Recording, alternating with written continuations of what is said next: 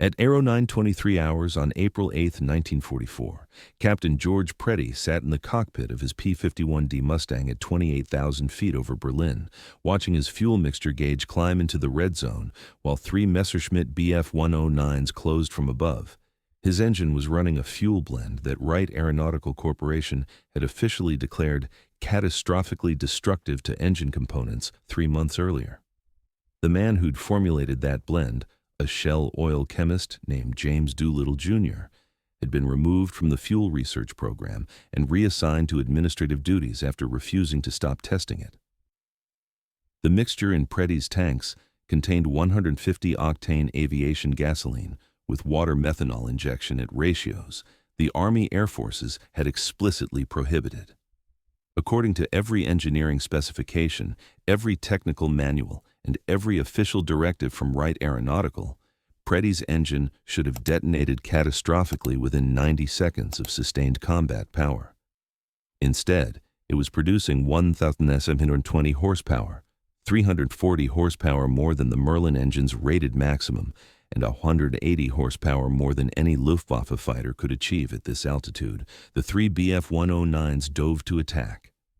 Preddy pushed his throttle to the stop, engaged water methanol injection, and watched his airspeed indicator climb past numbers that shouldn't have been possible.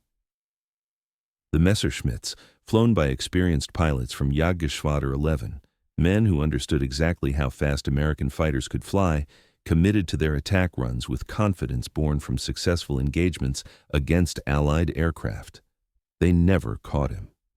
Preddy's Mustang accelerated away from the diving Bf-109s like they were standing still, climbing while accelerating, performing what German pilots would later describe in combat reports as physically impossible maneuvers for American fighter aircraft. Within 40 seconds, Preddy had reversed the engagement, climbed above the Messerschmitts, and dove on them from their own 6 o'clock. He shot down 2 in a single pass, the third broke off and ran, and couldn't escape. Preddy caught him at full throttle, closing at 120 miles per hour speed differential, and sent him down in flames over Berlin's outskirts. 3 kills in 4 minutes, 0 battle damage, fuel consumption within normal parameters, engine performance nominal after landing, no damage, no excessive wear, no validation of Wright Aeronautical's predicted catastrophic failures. But the performance Preddy experienced that morning wasn't standard. It was the result of fuel that wasn't supposed to exist, developed by a chemist who wasn't supposed to be testing it, using methods that had been officially prohibited.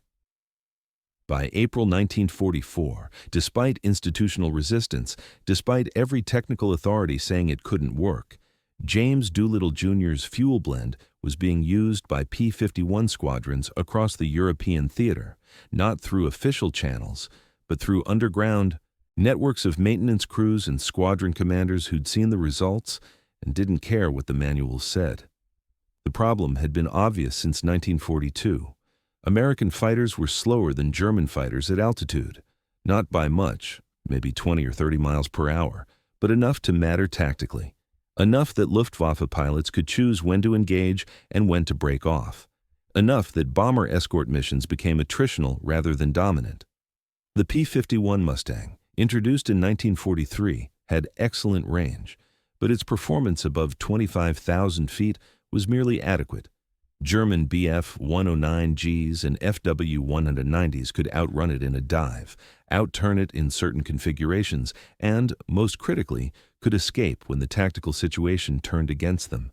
The Army Air Forces knew this, fighter pilots knew this, ground crews knew this, everyone knew American fighters were good but not dominant. The solution everyone pursued was engineering. Better engines, improved aerodynamics, reduced weight, more efficient propellers.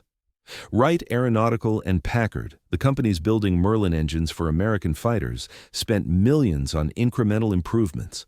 Horsepower increased from 490 to 4590 to 1620 through careful metallurgy and precision manufacturing. But there was a ceiling. The Merlin engine, magnificent as it was, had been developed in Britain using British fuel specifications. That fuel, 100-octane aviation gasoline, was the best available in 1940. By 1943, it was a limitation. Higher octane fuel allowed higher compression ratios, which generated more power.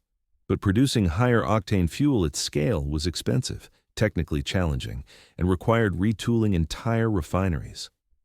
The official position from the Petroleum Administration for War was clear.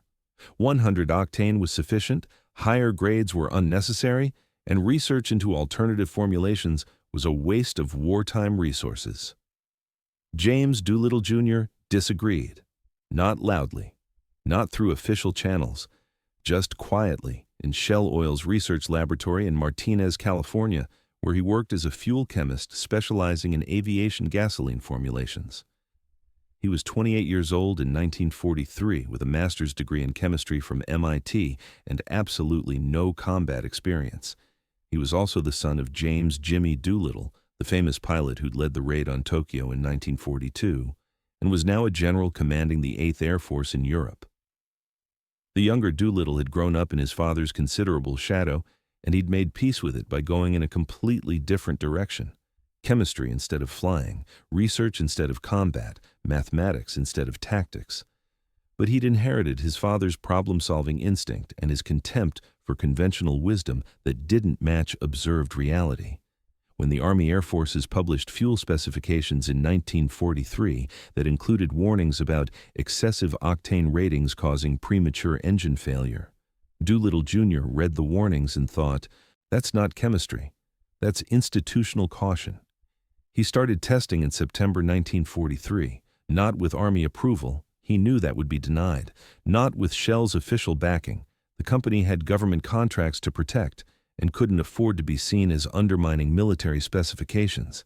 He tested privately, using laboratory equipment during off hours, blending compounds that shouldn't have been blended, pushing octane ratings beyond what the manual said was safe. By November 1943, he had a formulation that worked in laboratory conditions, 150-octane gasoline with a water methanol injection system that reduced combustion temperatures and prevented detonation. The mixture allowed 20% more boost pressure, which translated to roughly 300 additional horsepower at high altitude. On paper, it was revolutionary. In practice, it needed real-world testing in actual aircraft engines under combat conditions. That's when Doolittle made his first mistake. He asked for permission. He submitted his findings to the Army Air Forces Technical Service Command with a request to conduct field trials. The response came back within 2 weeks. Request denied, formulation deemed unsafe, testing prohibited, researcher cautioned against pursuing unauthorized experiments that contradicted established engineering protocols. Doolittle ignored the prohibition. He contacted his father, explained what he'd developed, and asked for help arranging unofficial tests. General Doolittle, who understood institutional inertia and had built a career on ignoring people who said things couldn't be done, made some calls. Within a month, James Jr. was in England with 500 gallons of his experimental fuel blend, working with a P-51 squadron whose commander was willing to let his maintenance crews try something that might get them all court-martialed. The first test flight was January 14, 1944. A single P-51D, piloted by a volunteer who'd been briefed on exactly what could go wrong: catastrophic engine detonation, fuel system fire, loss of aircraft control, climbed to 25,000 feet and pushed the throttle to maximum continuous power with water methanol injection engaged. According to Wright Aeronautical's engineering predictions, the engine should have failed within 2 minutes. Instead, it produced 1,680 horsepower for 7 minutes straight, climbed to 32,000 feet faster than any previous test, and landed without incident. The pilot's report was 3 words: "Holy shit, it works." James Doolittle Jr. grew up watching his father become a legend, which meant he grew up knowing he'd never escape comparison. Jimmy Doolittle, the elder, was a test pilot, a racing champion, the first person to perform an outside loop, the first to fly blind using only instruments, and eventually the man who led B-25 bombers off an aircraft carrier to bomb Tokyo in 1942. When people heard the name Doolittle, they thought of the father. The son was an afterthought, if they thought of him at all. James Jr. accepted this early. He was 8 years old when his father set the world landplane speed record in 1932, racing a GB across the sky at 296 miles per hour while crowds cheered. Young James watched from the ground with his mother and understood viscerally that he would never compete in that arena. He got airsick easily. Heights made him nervous. The cockpit felt like a coffin. Whatever talent his father possessed for aviation, it hadn't been inherited. But chemistry made sense. Numbers made sense. The orderly progression of cause and effect, the predictability of molecular behavior, the way you could test a hypothesis and get an answer, all of this appealed to a mind that needed structure. His father's world of instinct and improvisation didn't provide. He excelled at MIT, graduated with a master's degree in 1938, and joined Shell Oil's research division specifically because it was as far from military aviation as he could get, while still working in a field his father might respect. The job was comfortable. Design fuel blends for commercial aviation, test additives for automotive gasoline, write technical reports that nobody outside the industry would ever read. No drama, no danger, no comparison to a father whose career existed in newsreels and headlines. Then, December 7th, 1941, happened. Pearl Harbor, America at war. And suddenly, everyone at Shell with relevant expertise was being pulled into military projects. Doolittle Jr. was assigned to aviation fuel research for the Army Air Forces, formulating, testing, and certifying gasoline blends for military aircraft. The work was important but constrained by strict specifications developed by Wright Aeronautical and approved by the military bureaucracy. You didn't innovate, you optimized within established parameters. You made 100-octane fuel slightly better, slightly more consistent, slightly more reliable. You didn't question whether 100-octane was sufficient. That question wasn't yours to ask. For 2 years, Doolittle did what he was told. He optimized, he documented, he certified. But the whole time, something nagged at him, a question he couldn't stop asking, even though asking it marked him as naive or insubordinate. The question was simple. Why 100-octane? Who decided that was the ceiling? What actual chemistry prevented higher octane ratings from working safely in aircraft engines?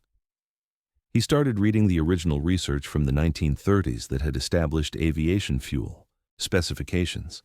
The papers were written by brilliant engineers, people with decades of experience and legitimate expertise.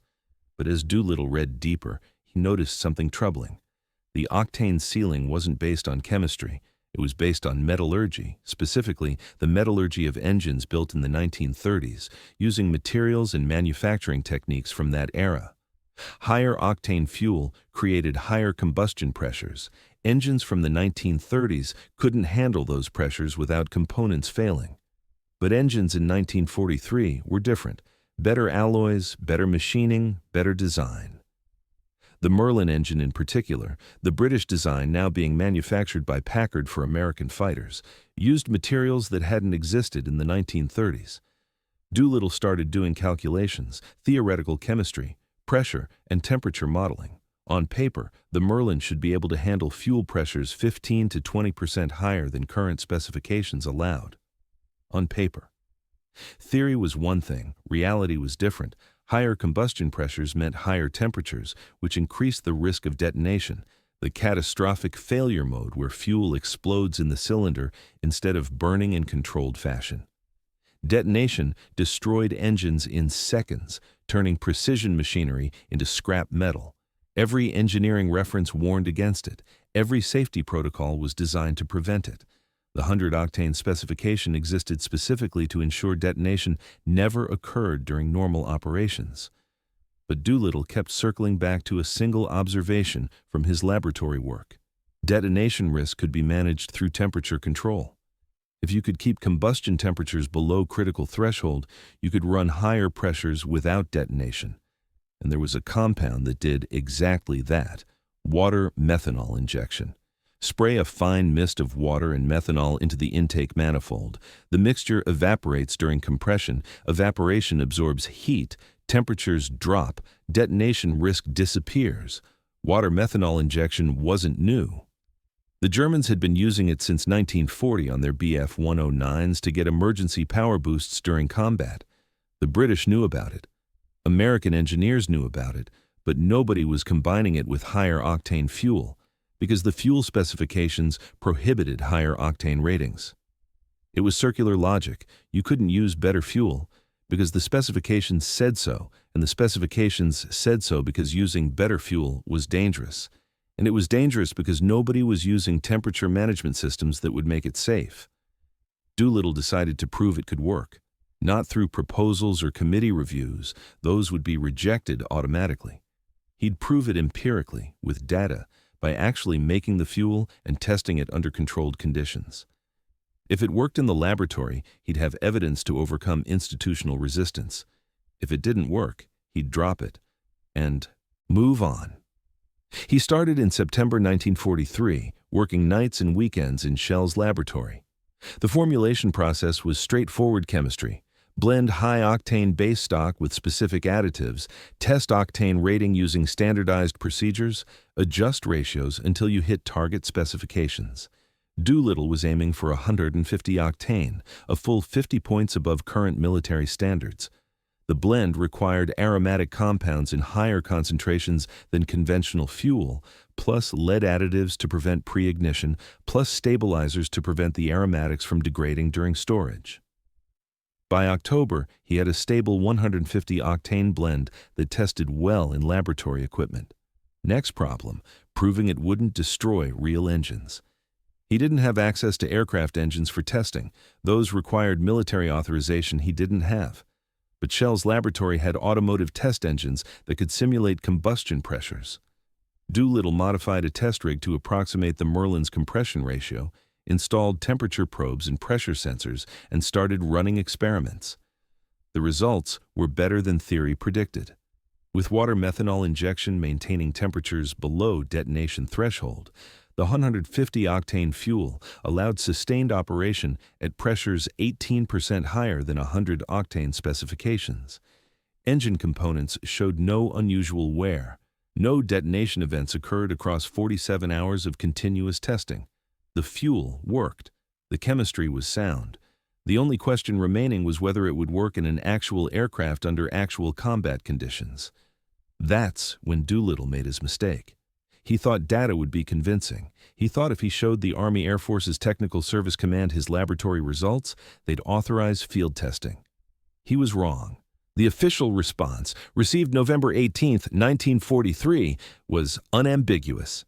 Experimental fuel formulation rejected, field testing prohibited, researcher instructed to cease unauthorized development activities immediately. The rejection letter cited 3 reasons. First, deviation from established fuel specifications introduced unacceptable risk to aircraft and pilots. Second, Wright Aeronautical Corporation, the authority on Merlin engine operations, had not approved higher octane ratings for combat use. Third, implementing new fuel specifications would require infrastructure changes across the entire supply chain, from refineries to forward air bases, representing costs that couldn't be justified without overwhelming evidence of necessity. Doolittle read the letter twice. Then he picked up the phone and called his father in England. The conversation was brief. "Dad, I've got fuel that'll make your fighters 40 miles per hour faster at altitude. The Army says I can't test it. Can you help?" His father's response was equally brief. "How much fuel do you need?" 3 weeks later, Doolittle Jr. was on a military transport to England with 500 gallons of experimental fuel, blend and falsified paperwork listing it as standard 100 octane with experimental additives for cold weather performance testing. He arrived at an airbase in East Anglia on January 8, 1944, where he met Lieutenant Colonel Donald Blakesley, commander of the 4th Fighter Group and a pilot with a reputation for trying anything that might give his squadron an advantage. Blakesley listened to Doolittle's pitch for about 3 minutes, then cut him off. "Does it work?" Doolittle explained he'd need flight testing to confirm. Blakesley shook his head. "Wrong answer. The right answer is yes, it works. You've already tested it, and you're confident enough to bet your career on it. Because that's what I'm betting if I let you put unauthorized fuel in my aircraft. So I'm going to ask again. Does it work?" Doolittle looked at the pilot, understood what was being asked, and made a decision that would either validate years of research or end his career. "Yes, sir, it works." The first test flight was scheduled for January 14, 1944, at 600 hours. Blakesley chose the pilot carefully. Captain Charles Gum, a veteran with 11 kills and a reputation for precise technical observation. Gum would fly a standard test profile, climb to 25,000 feet, engage water methanol injection, push throttle to maximum continuous power, and maintain that setting for 5 minutes while monitoring engine temperatures, pressures, and performance. If anything felt wrong, any vibration, any temperature spike, any indication of impending failure, he'd shut down immediately and return to base. The briefing was clinical. Doolittle explained the chemistry, the theoretical horsepower gains, the detonation risks, and the temperature management system. He emphasized that Wright Aeronautical had predicted catastrophic engine failure within 2 minutes at these power settings. Gum listened without expression, then asked a single question. "What's the bailout procedure if the engine grenades at altitude?" Doolittle's answer was honest. "Same as any engine failure, except faster, because there won't be much warning." Gum nodded, signed the test flight authorization that would probably get them all court-martialed if anything went wrong, and walked to his aircraft. The P-51D had been prepared by the squadron's chief mechanic, who'd supervised the fuel system modifications personally. The standard fuel tanks had been drained and flushed. Doolittle's 150-octane blend had been loaded under guard, kept separate from the regular fuel supply to prevent contamination or accidental use. The water methanol system had been tested 3 times. Everything that could be checked had been checked. At 0608, Gum started the engine. It caught normally, settled into standard idle, showed no unusual behavior. At 6:15, he taxied to the runway. At 6:19, he advanced throttle for takeoff, and the Mustang lifted off into gray English dawn with 150-octane fuel flowing through its system for the first time under actual flight conditions. Climb to 25,000 feet took 11 minutes, normal for a P-51D carrying full fuel load. Gum's radio calls were routine, professional, giving altitude, airspeed, and engine readings at 1,000-foot intervals. Nothing unusual, nothing alarming. The engine was running smoothly on the experimental fuel at normal power settings, which was encouraging but not definitive. The real test came at altitude under maximum power. At 25,000 feet, Gum leveled off, checked his instruments one final time, and made the radio call everyone on the ground had been waiting for. "Engaging water methanol injection, going to maximum continuous power. Clock starts now."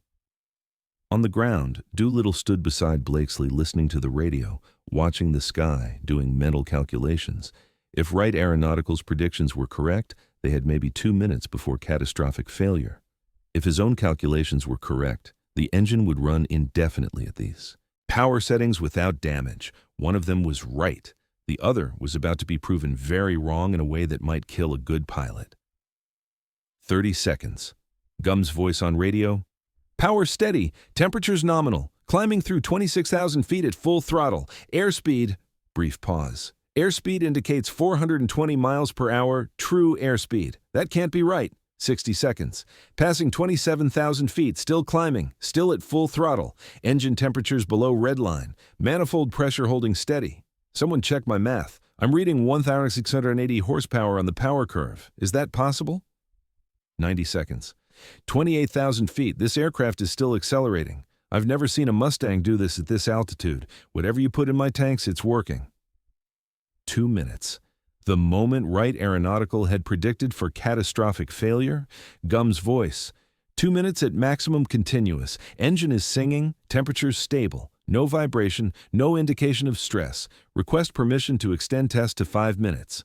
Blakesley looked at Doolittle. Well? The chemistry says it's safe, but chemistry and reality don't always agree. His call. Blakesley keyed the radio. Permission granted. Your aircraft, your decision. Abort if anything feels wrong. 3 minutes. 4 minutes. Gum's reports became almost casual. Altitude readings, temperature updates, expressions of disbelief at the performance numbers he was seeing. At 5 minutes, he throttled back to normal cruise power and began descent. At 0647, he landed. At 0652, he shut down the engine and climbed out of the cockpit. The maintenance crew swarmed the aircraft immediately, checking for damage, looking for signs of stress, examining components that should have failed according to official specifications. They found nothing. No unusual wear, no heat damage, No indication that the engine had just operated 18% above its rated maximum power for 5 sustained minutes at high altitude. Gum found Doolittle and Blakesley in the operations room. His flight suit was soaked with sweat despite the cold. "I need to fly that again," he said, "because either every instrument in that aircraft is lying or you just made the P-51 40 miles per hour faster than anything the Germans can fly at altitude. And if it's the second thing, we need to put this fuel in every fighter we've got before somebody in Washington figures out what we're doing and shuts it down." Blakesley made a decision. "We run 6 more test flights over the next week. Different pilots, different aircraft, different conditions.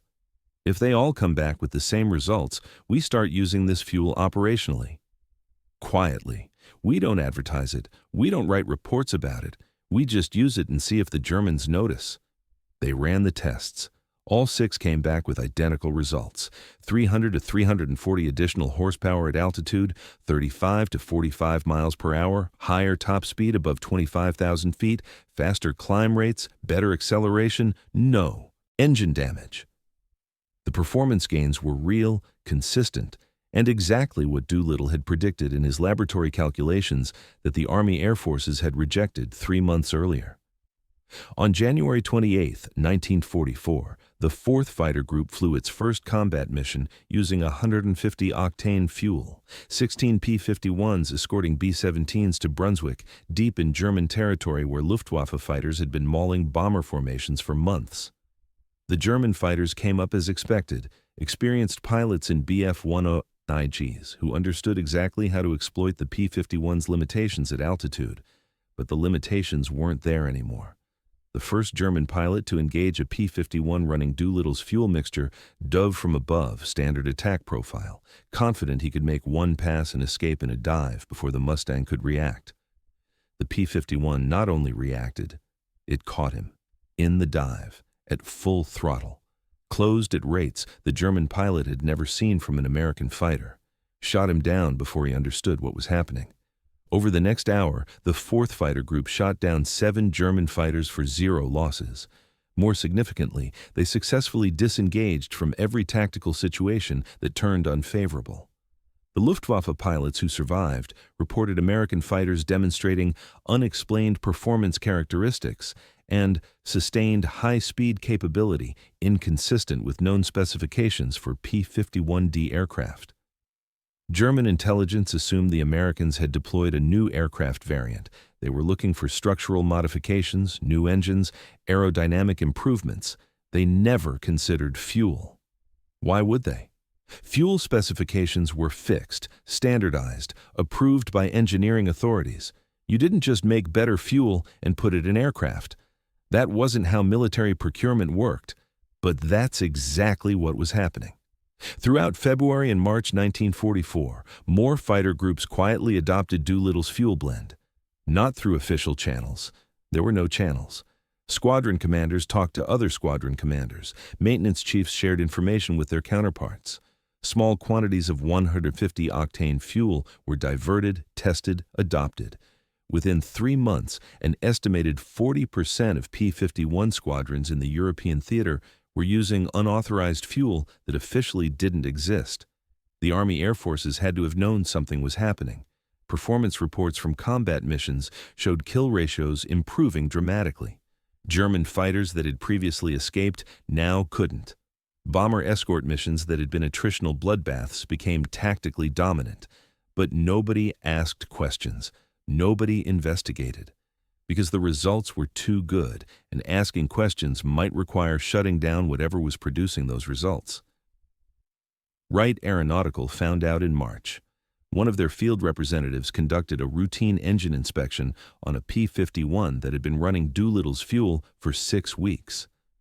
The fuel residue in the cylinders was wrong. Higher aromatic content, different additive signature. The representative sent samples back to Wright's laboratory for analysis. The laboratory report came back definitive. Aircraft was running 150-octane fuel in violation of all approved specifications. Wright Aeronautical contacted the Army Air Forces immediately, demanded investigation, demanded identification of the source, demanded immediate halt to use of unauthorized fuel pending comprehensive safety review. The response they got was polite, bureaucratic, and completely non-committal. Matter under investigation. We'll provide update when review is complete. The review never happened, because by April 1944, 8th Air Force fighter pilots were achieving air superiority over Germany using fuel that made their aircraft categorically superior to anything the Luftwaffe could field. By May 1944, the secret was no longer secret. Too many squadrons were using Doolittle's fuel blend. Too many combat reports referenced unexplained performance gains. Too many German intelligence assessments noted American fighters behaving differently than specifications predicted.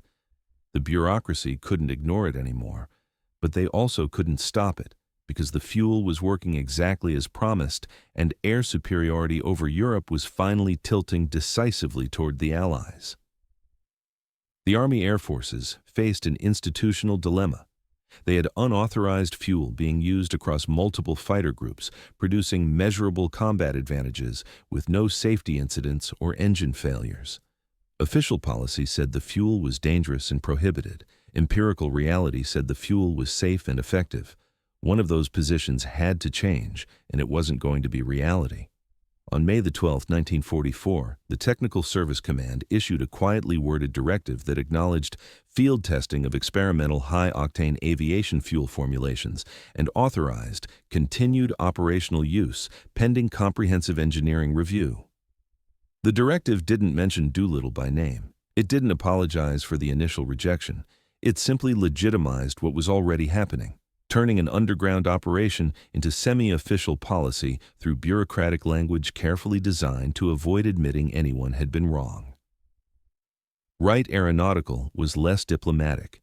They issued a formal objection stating that 150-octane fuel with water methanol injection exceeded the Merlin engine's design parameters, that long-term reliability data didn't exist, and the continued use represented unacceptable risk to aircraft and personnel.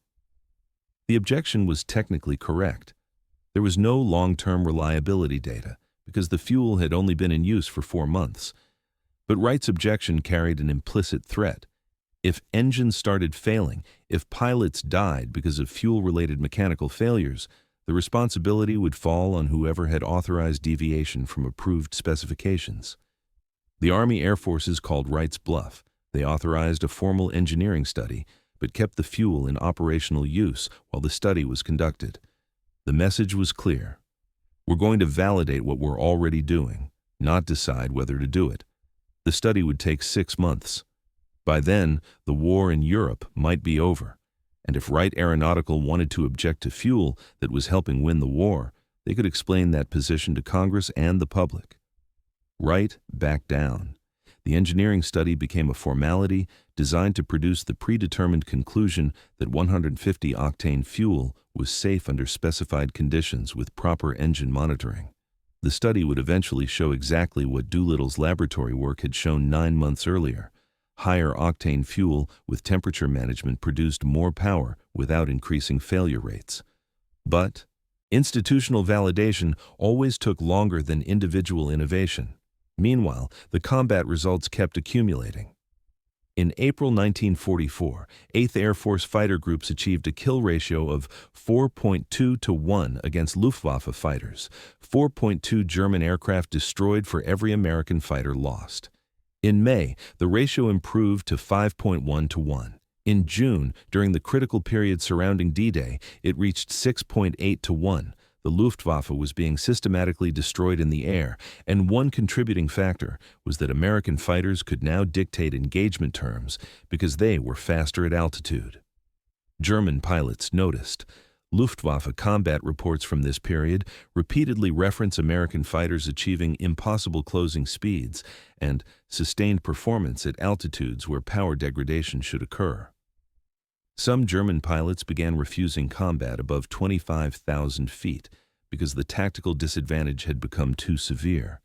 Others reported that Mustangs they'd successfully evaded in previous months were now catching them in situations where escape should have been assured. The German response was predictable. They tried to copy it. Luftwaffe technical intelligence obtained fuel samples from captured P-51s and analyzed the composition. They identified the higher octane rating and the water methanol system. They even reproduced the formulation in their own laboratories. But they couldn't implement it operationally because German fuel production was already stressed beyond capacity. Their refineries were being bombed regularly, supply lines were disrupted, and they couldn't produce enough standard fuel to meet demand, let alone retool for higher octane production. It was a perfect example of how industrial capacity determines tactical capability. The Americans could afford to experiment, to develop better fuel, to retrofit aircraft systems, because their industrial base was untouched by bombing and operated at massive scale. Germany couldn't compete on that dimension even when they understood what the Americans were doing. Knowing the solution and having the capacity to implement it were different problems. By August 1944, virtually every P-51 unit in the European theater was using 150-octane fuel as standard. The performance gains had become so routine that pilots stopped remarking on them. The fuel that had been crazy and catastrophically dangerous 9 months earlier was now just normal, the way things worked, the baseline against which everything else was measured. New pilots arriving from training in the United States would comment that their aircraft felt faster and more responsive than training Mustangs. Veterans would nod and say nothing because explaining the fuel situation meant explaining how it had been prohibited and then adopted anyway through channels that officially didn't exist. Doolittle Jr. never received official recognition during the war. His name didn't appear in any Army Air Forces commendations. The fuel formulation was eventually designated ANF-48 in military nomenclature, with no attribution to its developer. Shell Oil gave him a modest bonus and a private letter of appreciation from the company president. His father mentioned it once, briefly, in a letter that said, "Heard your fuel is making a difference. Proud of you. Don't tell anyone I said that." The tonnage of bombs delivered to German targets increased dramatically in the second half of 1944, not because bombers became more capable, but because fighter escorts became dominant enough that bomber formations could fly deeper into Germany with acceptable loss rates. The strategic bombing campaign, which had been near collapse in late 1943 due to unsustainable casualties, became viable specifically because American fighters could protect bombers throughout their missions, and American fighters could do that because they were 40 miles per hour faster at altitude than they'd been designed to be. James Doolittle Jr.'s contribution to winning the air war over Europe was never discussed in official histories. His fuel formulation appeared in technical manuals as a footnote, a specification change, a minor optimization of existing systems.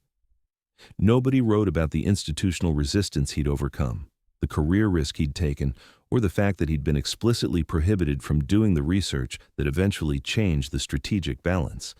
The statistics told the story more clearly than official narratives ever could. In 1943, before widespread adoption of 150-octane fuel, American fighters in Europe flew 185,000 combat sorties and achieved 2,300 confirmed kills, roughly 80 sorties per kill. In 1944, with the fuel in use, they flew 390,000 sorties and achieved 7,200 confirmed kills, roughly 54 sorties per kill. The efficiency improvement was 48%, 48% more effective at the core mission of destroying enemy aircraft. Those numbers represented lives saved. American bomber crews who made it home because German fighters couldn't intercept effectively. Allied soldiers who landed in Normandy under air cover that German fighters couldn't contest. Civilians in occupied territories who survived because the war ended months earlier than it might have otherwise. Quantifying those lives was impossible. But the causation was clear. Better fuel meant better fighters. Better fighters meant air superiority. Air superiority meant Allied victory. The war in Europe ended May 8, 1945. By that time, 150-octane fuel had become so standard that most pilots didn't know American fighters had ever used anything else. New replacement pilots arriving from stateside training would climb into P-51s at European airbases and never realize the fuel in their tanks was different from what they'd trained on. The performance they experienced, the speed, the climb rate, the high altitude capability, was simply what Mustangs did. The baseline had shifted without announcement or recognition. James Doolittle Jr. returned to civilian life in August 1945 and rejoined Shell Oil's research division. The company offered him a promotion to senior chemist with a significant salary increase, tacit acknowledgement of his wartime contribution that could never be made explicit. He accepted, moved back to California, and spent the next 23 years developing aviation fuels for commercial airlines. The work was important, well compensated, and completely anonymous. His name never appeared in industry publications. His patents were filed under Shell's corporate authorship. He existed in the technical infrastructure of post-war aviation as a competent professional who'd made incremental contributions to a mature field. The military impact of his fuel formulation extended beyond Europe. In the Pacific theater, where American fighters faced different tactical challenges, longer ranges, different altitude profiles, different Japanese aircraft capabilities, the performance gains from 150-octane fuel proved equally decisive.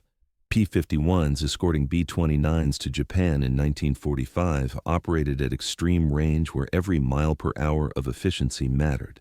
The fuel that had been developed for European combat translated directly to Pacific operations, providing performance margins that made previously marginal missions operationally viable. Post-war analysis quantified what combat pilots had experienced qualitatively. The Army Air Force's Technical Service Command published a comprehensive study in 1947 examining the impact of fuel formulation changes on fighter effectiveness. The study was classified at the time not for security reasons, but because it was embarrassing. The conclusion was stark. Adoption of 150-octane fuel had improved fighter performance by margins equivalent to developing an entirely new aircraft at a fraction of the cost and development time. The fuel modification that had been rejected as dangerous in 1943 had proven more impactful than years of airframe engineering and millions in development funding. The study also noted, in carefully neutral language, that institutional resistance to non-traditional innovation sources had delayed implementation of effective performance improvements by approximately 6 months. 6 months. The study didn't calculate how many bomber crews had been lost during those 6 months, how many missions had failed, how many fighters had been shot down by German aircraft they should have been able to outrun. Those calculations would have required admitting that bureaucratic caution had cost lives, and military institutions don't publish those admissions. Wright Aeronautical never acknowledged they'd been wrong. In their post-war technical documentation, the shift to 150-octane fuel was presented as a natural evolution of engine capabilities implemented through proper engineering channels with appropriate testing protocols. The fact that they had initially rejected the formulation as catastrophically dangerous wasn't mentioned. The fact that it had been adopted operationally before they'd approved it wasn't discussed. Institutional memory is selective, and organizations remember the version of history that validates their authority. James Doolittle Sr., the general, mentioned his son's contribution exactly once in his memoirs, published in 1961. The reference occupied 2 sentences. My son James, a chemist with Shell Oil, contributed to fuel development efforts that improved fighter performance during the war. His work exemplified the value of civilian expertise in military applications. No details, no explanation of institutional resistance, no acknowledgement that the son had accomplished something the father's position and influence had helped enable but couldn't have achieved alone. The younger Doolittle never wrote his own memoir. When asked about his wartime work in a 1968 interview for an aviation history project, his response was characteristically understated. I worked on fuel formulations, chemistry, not heroics. The pilots were the ones who risked their lives. I just gave them slightly better gasoline. The interviewer pressed for details about the development process, the testing, the institutional resistance. Doolittle declined to elaborate. It worked out. That's what matters. The bureaucratic details aren't interesting. But the details were interesting because they represented a pattern that repeated throughout the war: innovation coming from unexpected sources, being rejected by established authorities, and succeeding only through unofficial channels that bypassed institutional gatekeeping.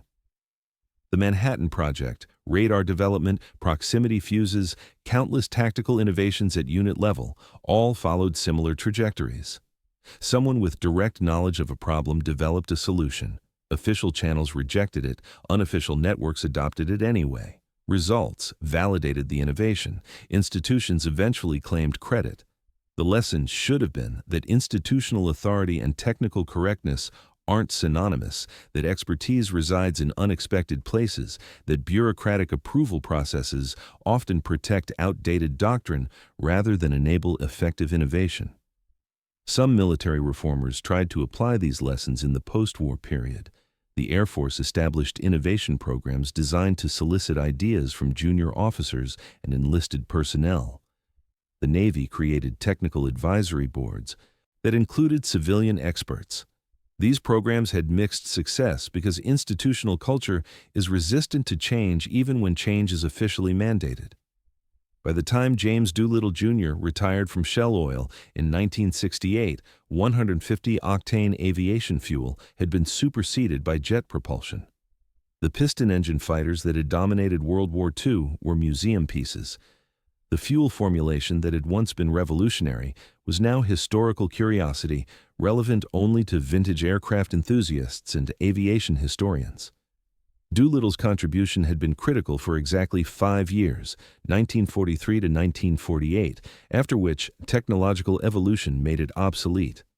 He died in 1992 at age 77, outliving his father by 5 years. His obituary in the San Francisco Chronicle identified him as retired Shell Oil chemist and son of General James Doolittle.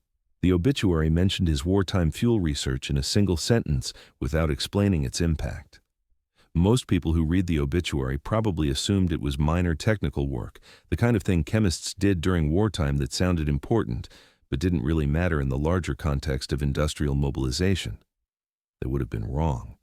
The fuel James Doolittle Jr. developed against institutional resistance and official prohibition gave American fighters a performance advantage that helped establish air superiority over Europe. That air superiority enabled the strategic bombing campaign that destroyed German industrial capacity. That industrial destruction shortened the war.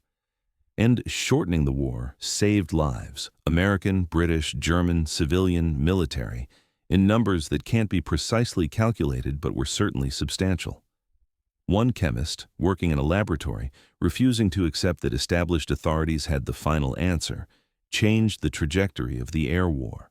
Not through heroics or dramatic action, but through chemistry, persistence, and willingness to prove he was right, even when everyone with institutional authority said he was wrong.